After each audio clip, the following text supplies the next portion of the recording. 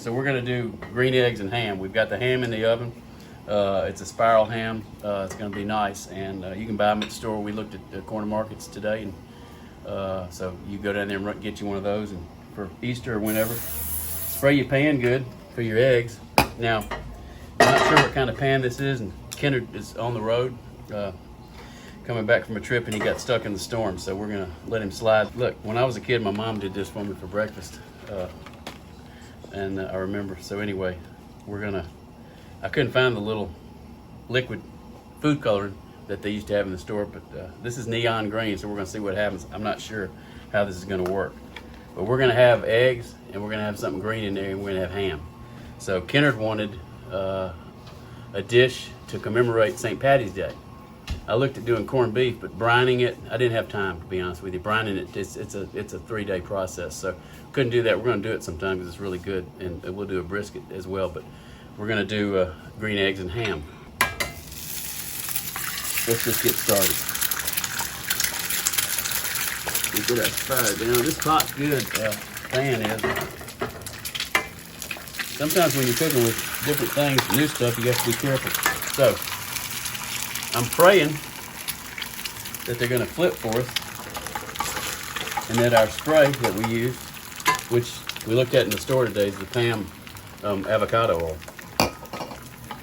And if I didn't say this before, this is another segment of That's the Way the Cookie Crumbles recipe segment. We're at the kitchen table studios. It looks like I'm kind of making a mess. So here we go.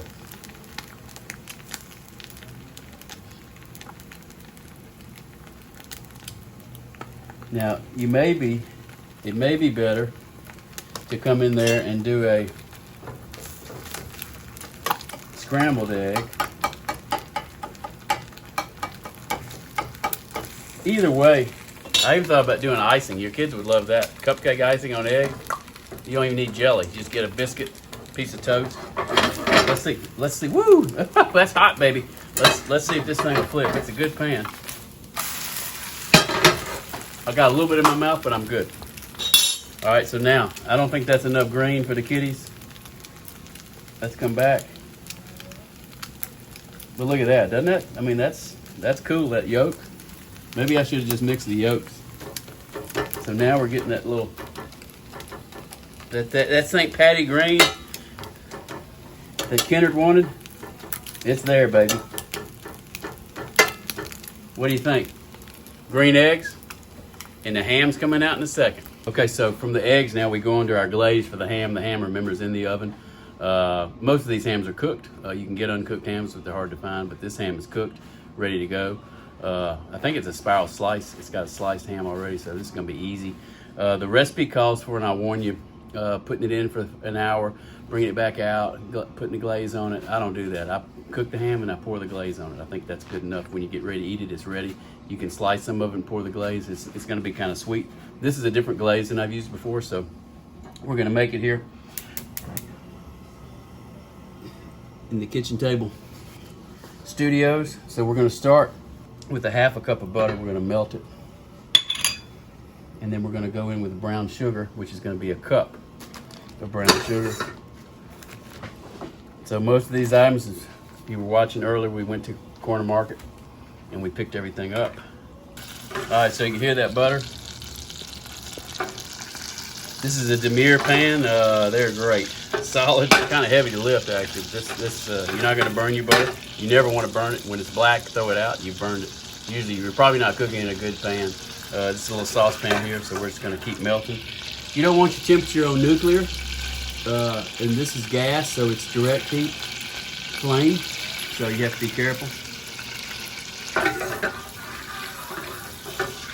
So we want to get that butter melted first. Then we're going to add everything. That will dissipate. So now we put our brown sugar. Get that in there. We're going to cut that heat down even more. We don't want it to caramelize or get hard on us. All right, so next thing's next. We're going to go with a 1/4 cup of honey.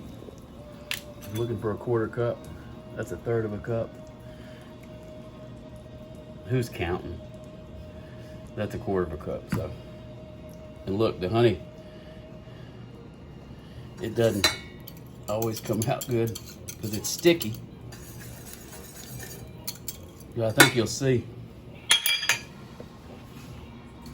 Of course, the kitchen table's got every little tool that you need right behind you here. That's why we're in the kitchen table studios and not cooking out of the back seat of my car or at my house. Honey's in. That's really going beautiful here. Next, this is the honey we looked at the store today. This is Nate's, by the way. It's very good. I like it. I eat honey. Just on a tortilla, I like honey. May not be good for you, but we're gonna add our Dijon. Now, had a little problem with the top on the Dijon, so I just cut it. So, when in doubt, just get your knife out. 2 tablespoons, it says. That's a lot to me, but so I'm gonna try not to make a huge mess. All right, there's your Dijon. Guess we're gonna have to eat that. We have no way of keeping it now. We're gonna mix that in there. It's looking pretty good. Oh yeah, it's got a good smell. It's almost like hot mustard that you make homemade, which I used to make a hot mustard homemade. It's really good. It's kind of a sweet hot mustard, and that's kind of got that same, gotta be some sugar in there. We saw how much brown sugar we put and how much honey, so that's all sugar. So next we're gonna do cinnamon actually. And we're gonna do a 1/4 teaspoon. Look, don't get too much because when you get the seasons like cinnamon, and especially the next one is cloves. It says same thing, so 1/4, so I wouldn't put any more than that. It's really good. Most of the time you see the whole cloves in the store. This is ground cloves. All right, we gotta keep mixing. Now it's really swirling up. We're gonna cut the heat off and let that cool down a little bit. Let it cool, we're gonna add, it says 2 tablespoons of garlic. All right, look at that. So, we put our garlic in. So, that's gonna give it that's gonna be some different flavor, is all I can tell you. Now look at that, now see how the consistency of the garlic kind of cooled things down. That's exactly where we want it, right there. All right, we're gonna bring the ham out.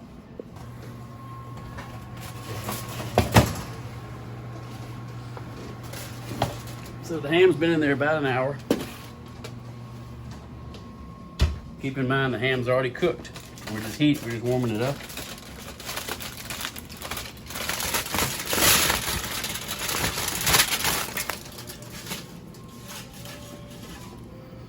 So there you go. So when I cook the ham, if you notice in there, it's got water in there, and there's a grate under there. So this kind of steams it. It's already been cooked. So I just need to get a plate to put it on. Yeah. So there she goes. Now I'm gonna get that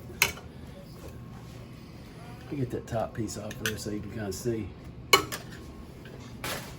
Look at that. So that's a beautiful, nice, beautiful ham. Kind of hard to handle sometimes when it's hot. It's already cut. So what you're gonna do on the spiral ham, you just come in here, whatever you want to serve, you kind of cut around the bone and it'll fall off. If you get some thicker pieces, you can put them in your vegetables, green beans, black-eyed peas, field peas, and give it a little flavor. But you see it's cut all the way through. And what you're gonna do with that glaze is take it.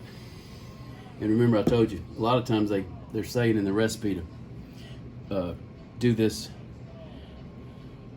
a couple of 3 times as you cook it. You can do that, or you could put it back in the oven after you glazed it. But this, man, that's right on target. I'm gonna tell you something, that's really good.